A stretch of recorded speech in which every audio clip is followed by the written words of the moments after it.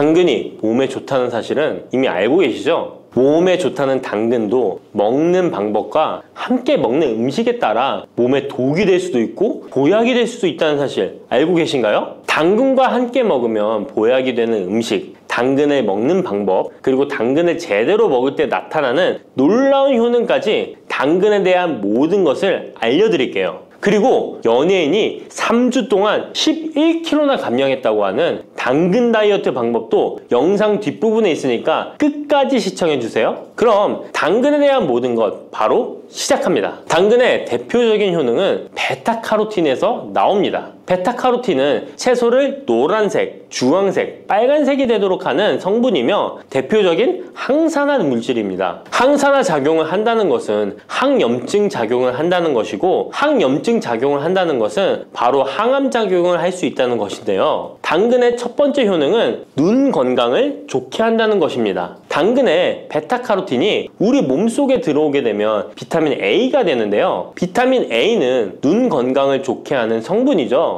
당근을 먹으면 눈이 좋아진다는 말을 많이 들어보셨나요? 눈 건강을 위해 루테인을 드시는 분들이 점점 많아지고 있습니다. 그렇다면 눈에 좋다는 루테인, 영양제를 먹는 것과 당근을 먹는 것은 어떤 차이가 있을까요? 영양제와 당근에는 모두 비타민 A, 루테인, 지아잔틴 등이 들어있어서 시력을 유지하고 눈의 노화를 방지해주며 황반 변성 등의 질환도 예방해줍니다. 당근에는 여기에 비타민 C, 비타민 K, 그리고 필수 미네랄이 더 있어서 항산화 효과 및 뼈 건강에도 도움을 받을 수가 있게 되고요. 우리가 혈액순환이 잘 안 될 때는 루테인 영양제를 드신다고 해도 효과에 한계가 있을 수 있어서 평소에 당근을 좀 더 드셔보시는 걸 추천해드립니다. 두 번째 당근의 효능은 노화 방지입니다. 이것도 베타카로틴의 효능과 관련이 있습니다. 노화가 된다는 것은 몸이 산화가 되고 염증이 많아진다는 것인데요. 염증이 몸 안에 곳곳에서 문제를 일으키게 되는 것이죠. 이런 염증을 없애주는 것이 바로 노화를 방지하는 건데요. 바로 당근의 베타카로틴과 비타민 C에는 강력한 항산화 작용으로 염증을 없애주고 노화를 방지해주는 것입니다. 세 번째 당근의 효능은 장을 건강하게 하고 당뇨를 예방한다는 것입니다. 요즘에 당근 주스 많이들 만들어 드시는데요. 착즙해서 드시는 분들 많으시죠? 약간 아쉬운 것은 착즙하고 남은 찌꺼기는 모두 버린다는 것입니다. 당근은 사실 식이섬유 폭탄이라고도 할 수 있는데요. 당근의 베타카로틴이 혈액 내의 염증을 제거하고 당근의 식이섬유는 장 속의 노폐물을 제거하는 역할을 해줍니다.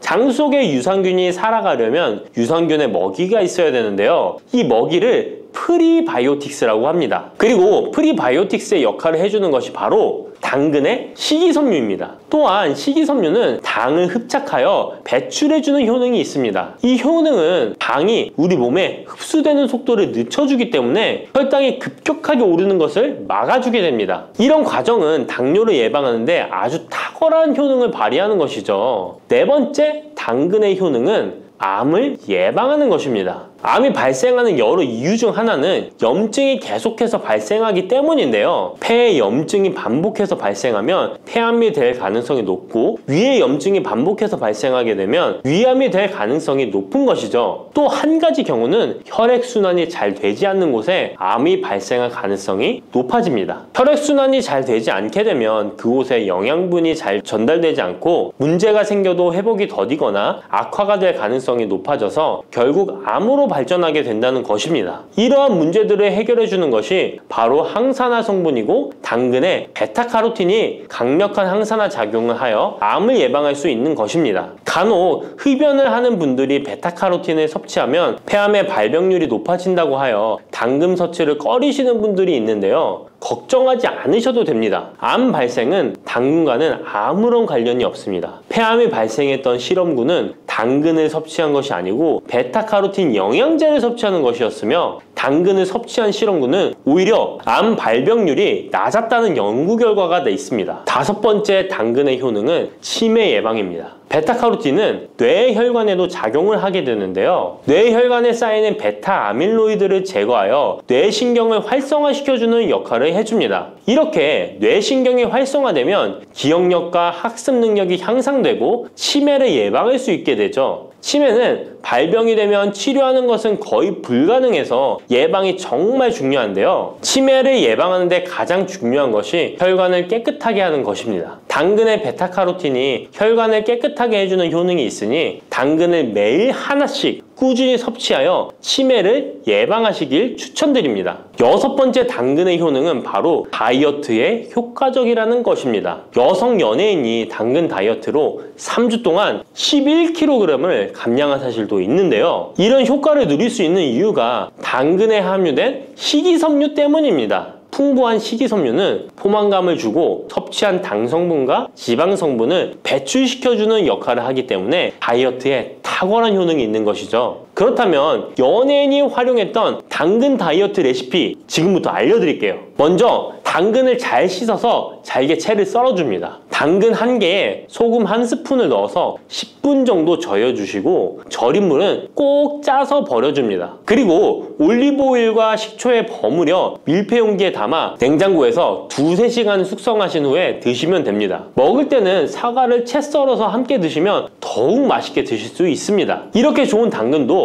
먹는 방법에 따라 효과를 10배 이상 늘릴 수도 있고 함께 먹으면 더욱 좋은 음식들이 있는데요. 우선 당근을 드실 때 다이어트가 목적이라면 생으로 드시는 것이 가장 효과가 좋습니다. 다만 식이섬유는 소화가 잘 되지 않기 때문에 장이 안 좋은 분들은 익혀서 드시는 것이 좋습니다. 그리고 당근을 드실 때는 껍질까지 함께 드시는 것을 추천드리는데요. 당근의 영양 성분은 껍질에 가장 많이 함유되어 있기 때문입니다. 그리고 당근의 베타카로틴은 지용성 성분입니다. 지용성이라는 것은 기름에 잘 녹는다는 것인데요. 따라서 베타카로틴을 잘 흡수하기 위해서는 기름과 함께 섭취하는 것이 좋습니다. 오메가3가 풍부한 올리브유나 들기름, 아마씨유 같은 기름을 사용하면 좋고요. 이렇게 기름을 사용해서 살짝 익혀 드시게 되면 생으로 드셨을 때 10% 정도 흡수되는 베타카로틴을 70% 정도 흡수할 수 있게 됩니다. 엄청난 차이죠? 기름에 볶을 때 주의사항은 너무 오래 익히지 말고 살짝만 익혀서 드시는 것이 좋습니다. 너무 오래 볶으면 오메가3를 함유한 기름도 산패되어서 문제가 될 수 있기 때문입니다. 다음으로 함께 먹으면 좋은 음식들을 알려드릴게요. 몇 년 전부터 유행하고 있는 주스 있잖아요. ABC 주스라고 하는데요. 들어가는 재료는 사과, 비트, 그리고 당근이죠. 이 3가지를 함께 갈아서 주스로 마시면 항산화 폭탄 주스를 마시게 되는 것인데요. 이 3가지 중에서 비트의 효능이 혈관을 확장시켜주는 역할을 합니다. 풍부한 항산화 성분들이 확장된 혈관을 따라 온몸 구석구석에 공급되어 혈관을 깨끗하게 하고 염증을 제거하여 각종 질병을 예방할 수 있게 되는 것이죠. 다만 비트에는 옥살산이 함유되어 있어서 신장의 결석을 유발할 수 있기 때문에 신장이 약하신 분들은 약간의 주의가 필요하고요. 그래서 요즘엔 이 비트를 빼고 사과, 양배추, 당근 이렇게 3가지를 넣은 ACC 주스를 많이 드시는데요. 양배추는 우리 몸의 진액을 보충해줘서 점막을 촉촉하게 해주는 효능이 있어서 외부로부터 들어오는 바이러스와 이물질을 배출시켜주는 탁월한 효능이 있습니다. 그리고 항암 효과를 극대화시켜줄 수 있는 음식도 알려드릴게요. 바로 브로콜리와 단호박을 당근과 함께 드시면 됩니다. 3가지를 생으로 드시는 것보다 찜기에 쪄서 드시면 흡수율을 훨씬 높일 수 있고요. 올리브 오일과 약간의 소금을 넣고 물과 함께 섞어서 드시면 맛도 좋고 건강에도 좋은 강력한 항암 주스로 드실 수 있습니다.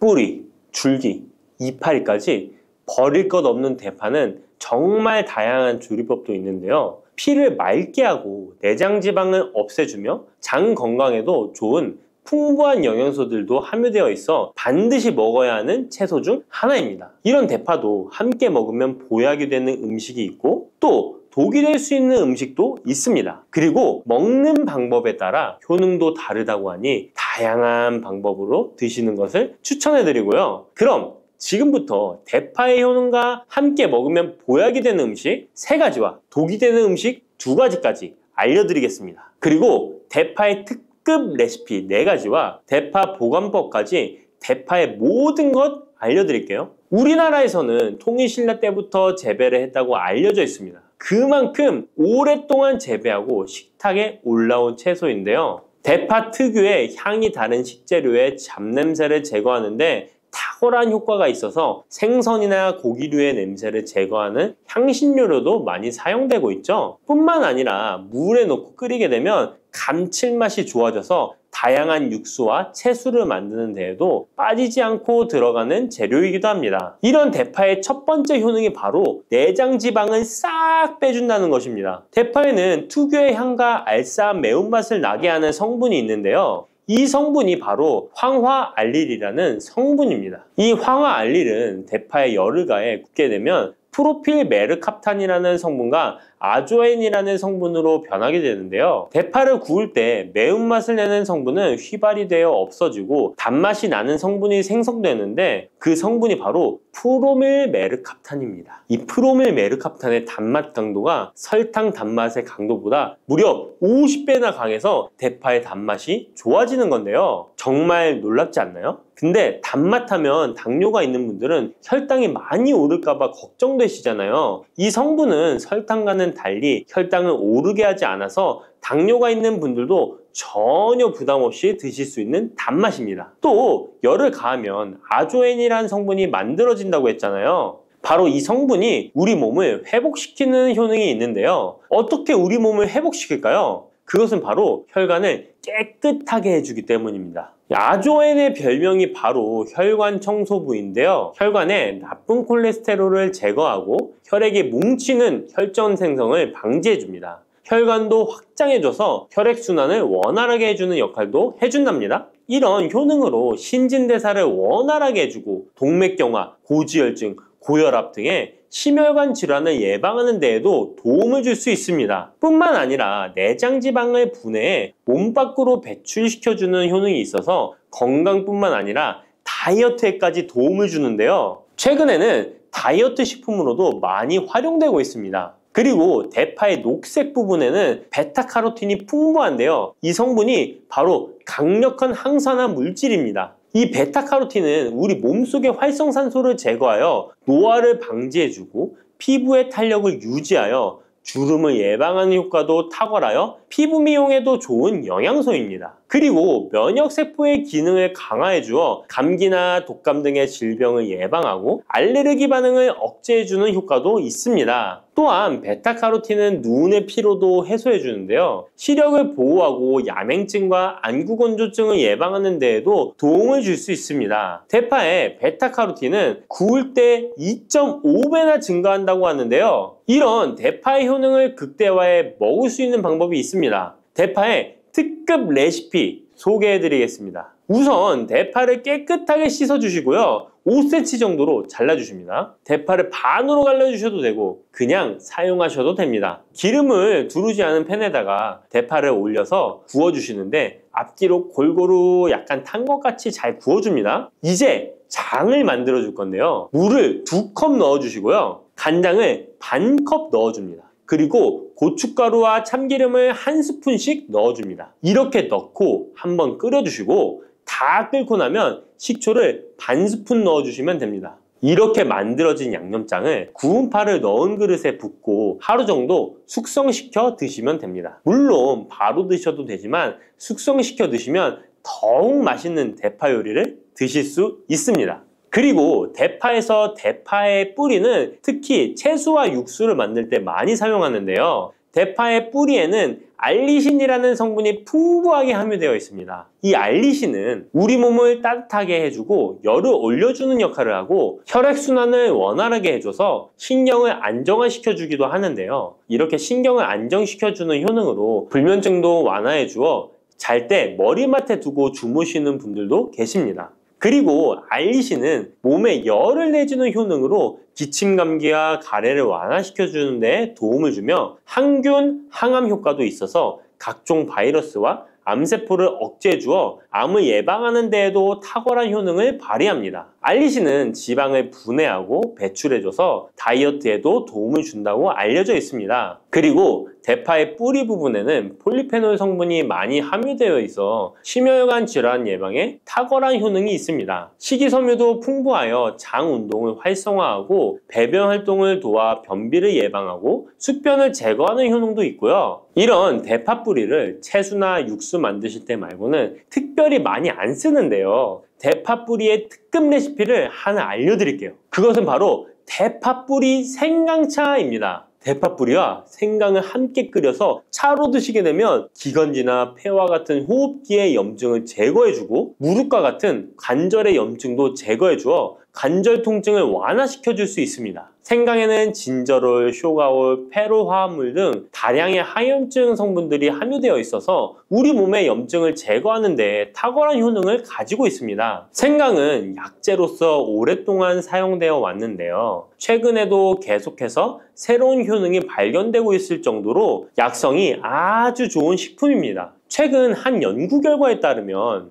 생강에는 소염 진통제로 많이 사용되는 이부프로펜과 비슷한 항염증 효과가 있고 류마티스 관절염을 완화시키는 데에도 효과가 있는 것으로 밝혀졌습니다. 그럼 지금부터 대파 뿌리 생강차 만드는 방법을 알려드리겠습니다. 먼저 생강을 물에 넣고 끓여주시고요. 처음에는 강불로 해주시고 끓기 시작하면 중불로 줄여서 20분 정도 더 끓여줍니다. 그 후에 대파 뿌리도 넣고 3분 정도 더 끓여주시면 됩니다. 이렇게 끓인 물에서 생강과 대파 뿌리는 건져주시고 따뜻할 때 드시거나 냉장고에 넣고 시원하게 드셔도 됩니다. 이렇게 대파 뿌리와 생강을 함께 끓여 차로 드시면 효과를 극대화할 수 있는데요. 다만 평소에 소화가 잘 안 되시고 위가 약하신 분들은 이렇게 끓인 대파 뿌리 생강차에 물을 섞어서 연하게 드시는 것을 추천해 드립니다. 이렇게 해서 하루에 한 번, 두 번 꾸준히 드신다면 감기 걱정도 없고 염증을 완화시켜 관절염으로 인한 통증도 줄일 수가 있을 거예요. 그리고 대파와 함께 드시면 보약이 되는 식품에는 무도 있습니다.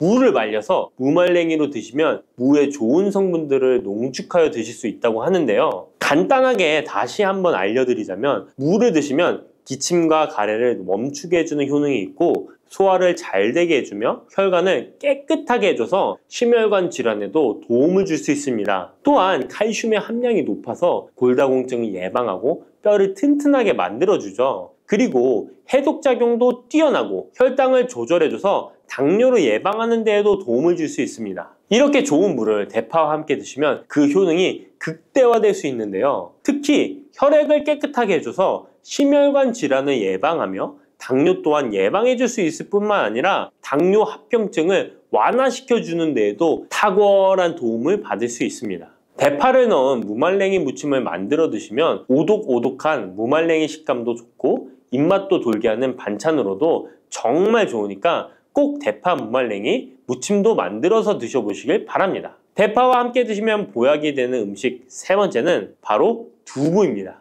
이 대파와 두부가 만나면 우리 몸에 에너지를 공급하여 활력이 넘치도록 도와줍니다. 그 이유는 바로 대파의 알리신 성분과 두부의 비타민 B1이 만나면 알리티아민으로 전환이 되는데요. 이 알리티아민이 비타민의 체내 흡수율을 높여주고 신진대사를 촉진해서 우리 몸의 피로를 회복하고 에너지를 불어넣어 주기 때문입니다. 그럼 여기서 대파 두부 조림 맛있게 만들어 드시는 특급 레시피 알려드릴게요. 먼저 잘 씻은 대파를 어슷썰기로 썰어주시고요. 두부는 정사각형으로 깍둑 썰기를 해줍니다. 먼저 두부를 기름을 두른 팬에 구워주시고요. 노릇노릇해지면 썰어놓은 대파를 넣어줍니다. 간장을 2스푼 넣어주시고요. 고소한 참깨도 뿌려서 잘 익혀주시면 대파 두부 조림 완성입니다. 정말 맛있겠죠? 이렇게 만든 대파 두부 조림을 드시고 활력 넘치는 하루를 보내실 수 있을 거예요. 대파와 함께 드시면 보약이 되는 음식 네 번째 알려드릴게요. 그것은 바로 대파 팽이버섯 무침입니다. 이 팽이버섯은 버섯 중에서도 버섯 키토산의 성분이 가장 많이 함유되어 있을 뿐만 아니라 식이섬유가 정말 풍부하게 함유되어 있는데요. 버섯 키토산은 혈액 속의 지방을 분해하고 콜레스테롤을 제거해 고혈압, 동맥경화, 심장병 같은 심혈관 질환을 예방할 뿐만 아니라 체내 지방을 흡착하여 배출시켜 주어 내장 지방을 줄여주는 데에도 탁월한 효능이 있습니다. 또한 체내의 중금속의 배출을 돕고 간 건강을 돕는 효능도 있다고 알려져 있고요. 그리고 풍부한 식이섬유가 배변 활동을 도와서 숙변을 제거하는 데에도 큰 도움을 줍니다. 하지만 이 팽이버섯의 세포벽은 단단하기 때문에 그냥 드시게 되면 좋은 성분을 흡수하기가 힘든데요. 열을 가하게 되면 세포벽이 깨지면서 영양 성분의 흡수율을 높일 수 있습니다. 이런 팽이버섯과 대파를 함께 드시게 되면 내장 지방을 제거하고 혈관을 깨끗하게 하는데 탁월한 음식이 되는데요. 먼저 팽이버섯의 밑둥은 잘라버리시고요. 팽이버섯을 적당한 크기로 잘 썰어줍니다. 그리고 흐르는 물에 잘 씻어줍니다. 그리고 대파는 어슷썰기로 잘게 썰어주시고요. 적당한 용기에 계란을 풀어주세요. 팽이버섯과 대파를 넣어서 잘 섞어주고 소금 한 꼬집을 넣어 간을 해줍니다. 이제 잘 달궈진 팬에 기름을 두르고 붙여주시면 됩니다. 정말 쉽죠? 그런데 이렇게 좋은 대파도 함께 드시면 안 되는 음식이 있습니다. 대파와 함께 드시면 안 되는 음식 첫 번째는 바로 꿀입니다. 대파와 꿀은 두 가지 다 몸에 열을 올려주는 효능이 있습니다. 한의학에서는 대파와 꿀을 함께 먹으면 위장에 탈이 나고 더부룩한 현상이 나타날 수 있다고 하는데요. 대파와 꿀을 함께 먹으면 위에서 소화액 분비를 억제하여 소화불량을 유발할 수 있기 때문인데요. 또한 꿀은 알레르기 반응을 일으킬 수 있는데 대파와 함께 먹으면 알레르기 반응이 더 악화될 수 있다는 것을 알아두시면 좋고요. 꼭 기억하셔서 대파와 꿀은 함께 드시지 않기를 추천합니다. 또 대파와 함께 드시면 안 되는 음식은 미역입니다. 미역과 대파 둘 다 알긴산이라는 성분이 있는데 이 알긴산은 미끌거리는 식감이 있습니다. 함께 드시게 되면 식감이 안 좋은 이유도 있지만 식감보다도 더 중요한 이유가 있습니다. 왜냐하면 파에는 인과 유황 성분이 있기 때문인데요. 미역과 파를 함께 드시게 되면 파의 인과 유황 성분이 미역에 함유된 칼슘의 흡수를 방해하게 됩니다. 미역에는 칼슘 함량이 높아서 골다공증 예방에 좋은 효능이 있는데 이 효과를 떨어뜨리게 되는 것이고요. 미역국을 끓일 때 대파로 채수를 내어 시원한 미역국을 끓여 드시는 분들이 계신데 절대 미역국을 끓일 때 대파는 사용하지 않으셔야 합니다. 자, 다음으로는 대파 보관하는 법을 알려드릴게요. 대파를 한 단 사면 양이 많아 한 번에 드시지 못하는 경우가 많은데요. 대파를 보관하실 때는 씻지 않고 흙이 묻은 채 보관하는 것이 좋지만 사용하기 불편하기 때문에 씻어서 보관하는 방법 알려드릴게요.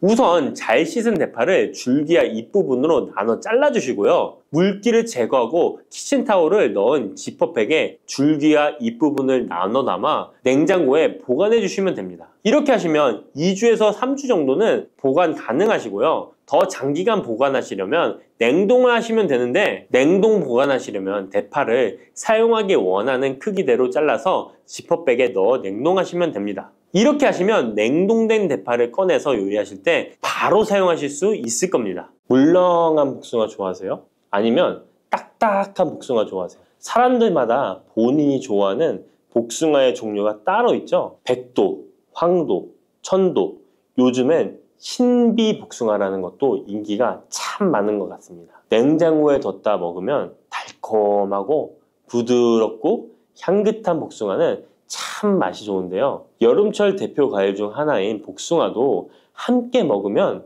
의사들도 놀란 만큼 몸에 좋은 음식도 있고 또 복숭아도 잘못 드시면 우리 몸에 독이 될 수도 있습니다. 달콤한 과일인 복숭아는 당뇨 있는 분들이 꺼려하는 과일 중에 하나이기도 하는데요. 이 복숭아도 올바로 알고 드시면 당뇨가 있는 분들에게도 보약이 될 수 있습니다. 지금부터 복숭아와 함께 먹으면 보약이 되는 음식, 그리고 복숭아 드실 때 주의할 점과 복숭아의 효능까지 모든 것 알려드릴게요. 여름 과일의 여왕이라는 별명을 가진 복숭아는 더운 날씨에 다양한 영양소와 수분이 많아서 피로 해소와 식욕 증진에 도움을 줄 수 있습니다. 특히 복숭아에는 우리 몸에 흡수가 빠른 각종 당류와 수분, 비타민, 구연산 무기질 등이 풍부하게 함유되어 있어 더위에 지친 몸에 활력을 불어넣어주며 수용성 식이섬유인 펙틴과 폴리페놀의 함량도 높아서 혈관 건강에도 좋은데요. 펙틴은 혈중 콜레스테롤 수치를 낮추는 데 도움을 주기 때문에 각종 심혈관 질환 예방에 도움이 됩니다. 또한 복숭아에 함유된 칼륨 성분은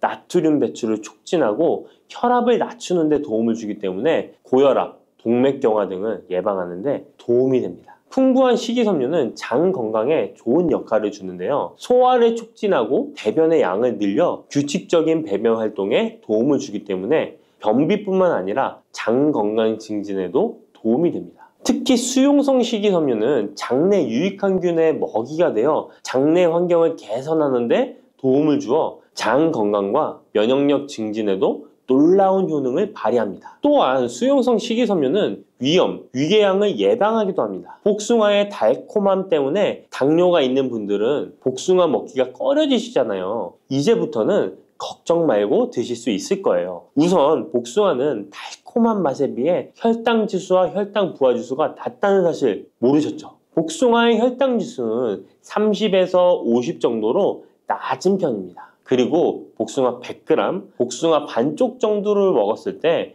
혈당 부하 지수는 3에서 5 정도로 낮답니다. 그렇기 때문에 당뇨가 있는 분들도 단단한 복숭아를 적당량 먹는다면 혈당에 큰 부담을 주지 않습니다. 게다가 복숭아는 다양한 항산화 성분이 풍부해서 당뇨 관리와 합병증 예방에도 도움이 됩니다. 특히 폴리페놀 성분은 인슐린 저항성을 개선하고 혈당 조절에 도움을 줍니다. 복숭아의 당뇨에 대한 효과는 연구 결과로도 입증되었는데요. 대한영양사협회에서 발표한 연구에 따르면 제2형 당뇨병 환자들이 12주 동안 하루에 200g 복숭아를 섭취했을 때 공복 혈당과 당화혈색소 수치가 감소했다고 밝히고 있습니다. 이 연구 결과는 복숭아가 당뇨 관리에 실질적인 도움이 된다는 걸 보여주고 있습니다. 다만 모든 복숭아가 당뇨에 좋은 건 아닙니다. 물렁한 복숭아는 좋지 않습니다. 조직이 단단해요. 체내에 소화되고 흡수되는 속도가 느린 딱딱한 복숭아를 드시는 것이 좋습니다. 단단한 복숭아를 드실 때 혈당이 급격하게 오르는 것을 막아줄 수 있습니다. 반면에 너무 물렁하고 당도가 높아 보이는 복숭아는 위험할 수 있습니다.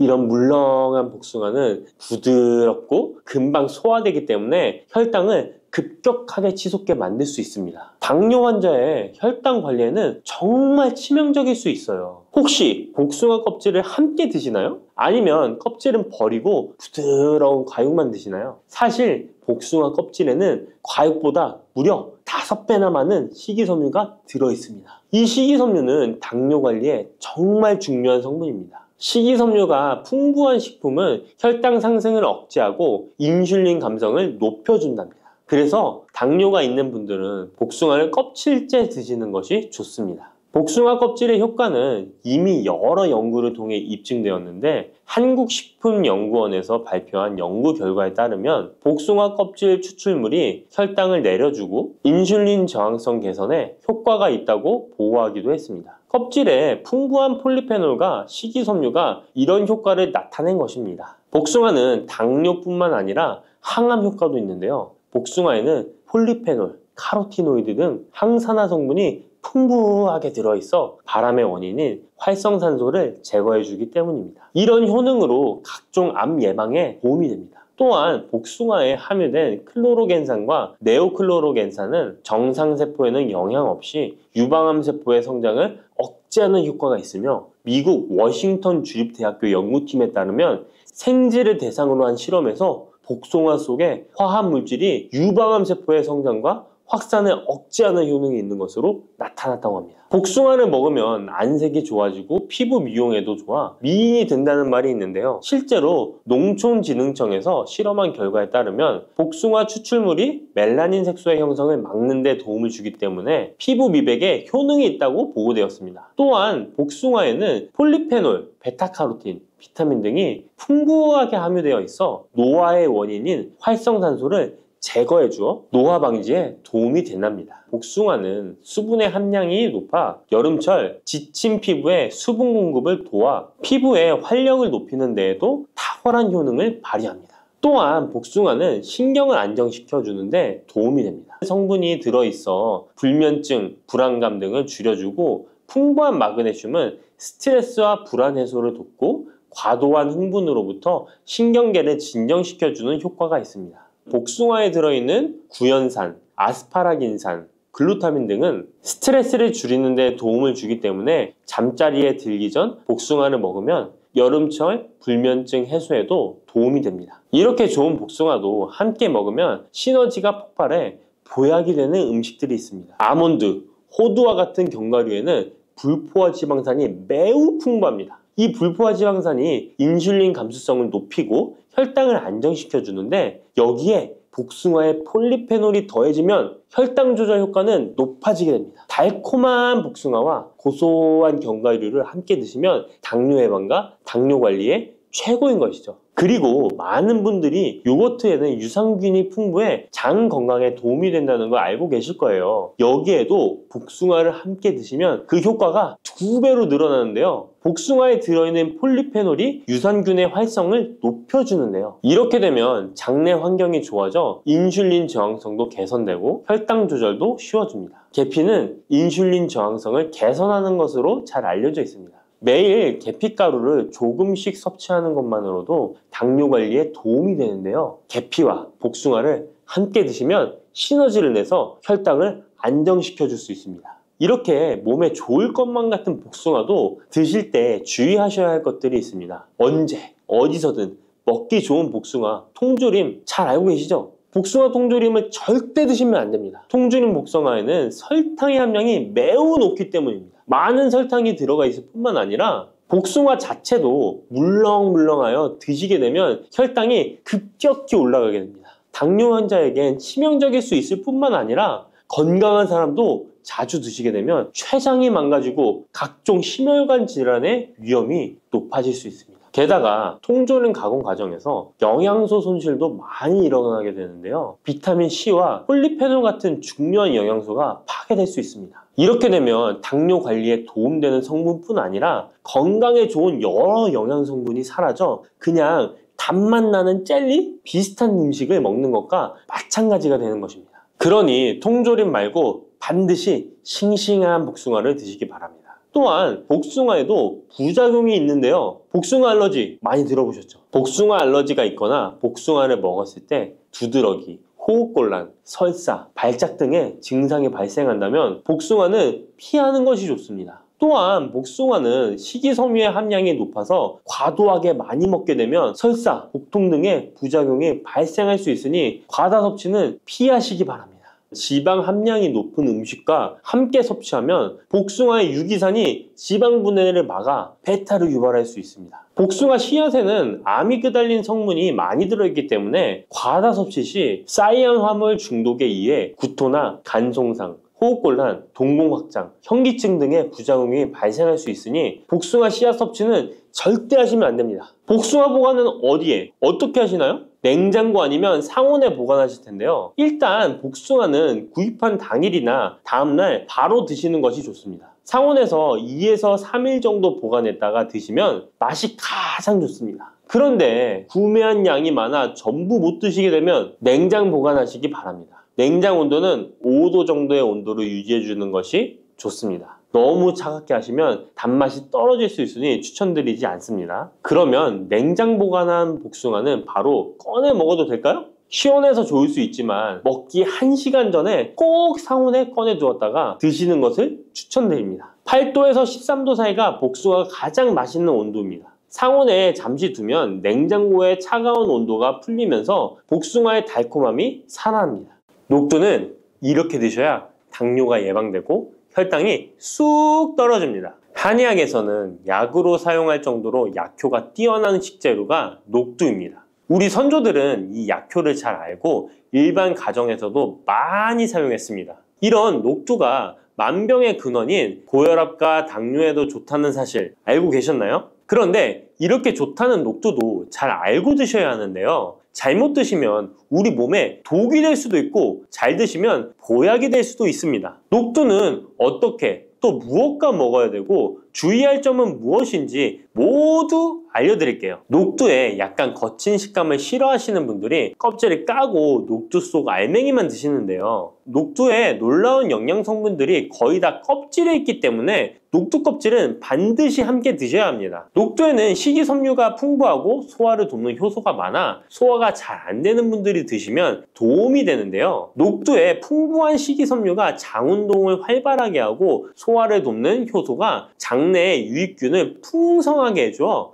장 건강을 개선해 줄 수 있습니다. 우리 선조들은 기억력이 많이 약해진 환자에게 녹두죽을 먹여 몸을 회복시켜 주었는데요. 그만큼 몸이 약해진 환자들의 몸에도 흡수가 잘 될 만큼 녹두가 우리 몸에 좋다는 것이죠. 놀랍게도 녹두에는 마그네슘, 칼슘과 같은 미네랄 성분들도 풍부한데요. 이 풍부한 칼슘은 골다공증을 예방하고 뼈를 튼튼하게 하는 효과가 있습니다. 칼슘이 뼈를 이루는 주성분인 것은 잘 알고 계시죠? 마그네슘은 이런 필수 미네랄인 칼슘의 흡수를 도와주기 때문에 녹두가 뼈 건강에도 놀라운 효능을 발휘할 수 있는 것입니다. 그런데 녹두는 성질이 차기 때문에 몸이 찬 분들은 주의해서 드시는 게 좋은데요. 이 때문에 녹두의 껍질을 벗기고 드시는 분들이 있습니다. 하지만 마늘과 함께 드신다면 몸이 찬 분들도 조금 더 편안하게 녹두를 드실 수 있습니다.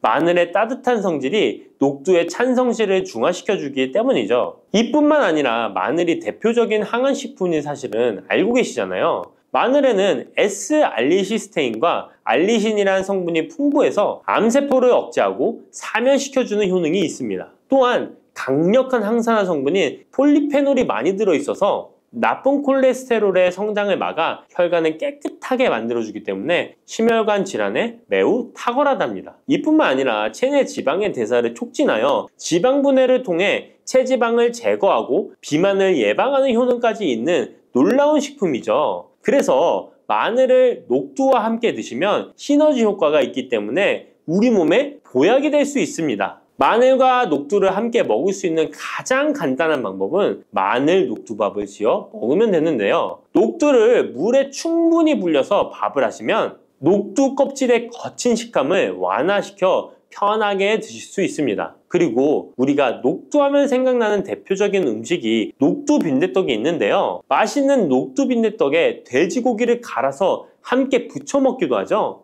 이 방법은 영양학적으로도 탁월한 조합이 됩니다. 녹두에 부족한 필수 아미노산인 트립토판 같은 성분이 돼지고기에 풍부하게 들어있기 때문인데요. 트립토판이나 메티오닌 같은 필수 아미노산은 우리 몸에서 합성되지 않아 반드시 음식을 통해 섭취해야 합니다. 돼지고기가 이런 아미노산의 훌륭한 공급원이 될 수 있기 때문에 나이가 들면서 기력이 약해진 분들이 녹두와 돼지고기를 함께 드시게 되면 기력 회복에 좋은 효과를 보실 수 있습니다. 또한 돼지고기에는 단백질이 풍부하여 근육을 튼튼하게 하는데 도움을 주고 풍부한 비타민 B1은 피로 회복과 신경 안정에도 매우 효과적입니다. 철분도 풍부해 나이가 들며 부족해지는 철분 보충에도 효과를 볼 수 있고 필수 지방산인 리놀렌산이 많아 동맥경화와 고혈압 같은 성인병의 예방, 아연, 셀레늄, 비타민 B6 등의 영양소가 면역력을 강화하는 데에도 도움을 줍니다. 녹두는 또한 혈당을 낮춰주고 인슐린 감수성을 높여주는 효능이 있어서 당뇨 관리에도 너무 좋은 식품인데요. 풍부한 식이섬유는 소장에서 당의 흡수를